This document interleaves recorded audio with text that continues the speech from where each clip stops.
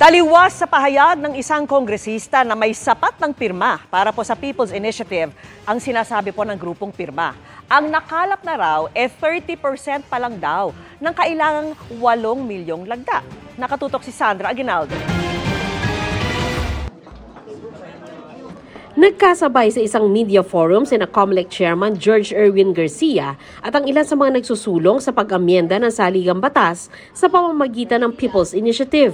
Dito sinabi ng grupong pirma o People's Initiative for Modernization and Reform na di pa nila nakukuha ang mahigit 8 milyong pirma para makamit ang rekisitong 12% ng mga registered voters sa buong bansa at 3% sa bawat congressional district. Pero tiwala silang makukuha nila ito sa loob lang ng ilang buwan. So far, we have gathered about 30% of 8 million. So that's about 2.5 million signatures already. Ang nangyayari po ngayon ay mukhang kakayanin namin ang 12% at baka sobra-sobra pa. Palagay ko po, within the next 2 to 3 months, kuha na namin. Taliwas ito sa sinasabi ni Congressman Joey Salceda na nakuha na ang kinakailangang bilang ng mga lagda. Sabi ng pirma, hindi nila kasama ang mga kongresista sa signature drive. Pero nakikipag-ugnayan daw sila sa mga ito para sa pangangalap ng pirma sa kanilang mga distrito. Ang mga nakalap na lagda, sinusumite at tinatanggap na sa COMELEC local offices. Nasa higit sa kalahati na ng 254 congressional districts ang nabigyan na nila ng certification matapos magsumite ng pirma. Nasa mahigit 1,000 naman ng 1,634 cities and municipalities ng Pilipinas ang nagsumite na ng pirma at nabigyan ng certification. Pero puna ng ilang grupo, bakit daw ito ginagawa ng COMELEC gayong wala pa namang naihahaing petisyon sa kanila para sa People's Initiative?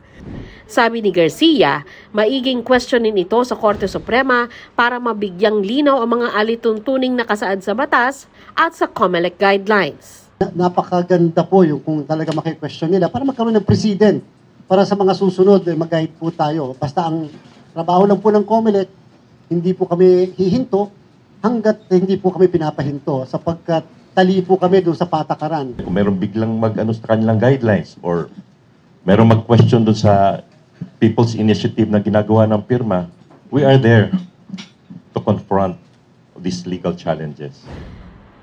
Ayon sa COMELEC, mahaba-haba pa ang prosesong pagdaraanan ng signature campaign para sa charter change bago ito umabot sa plebisito.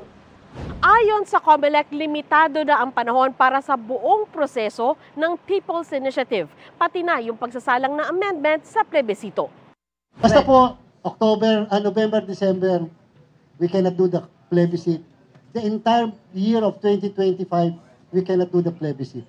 Para sa GMA Integrated News, Sandra Aguinaldo, Nakatutok, 24 Oras.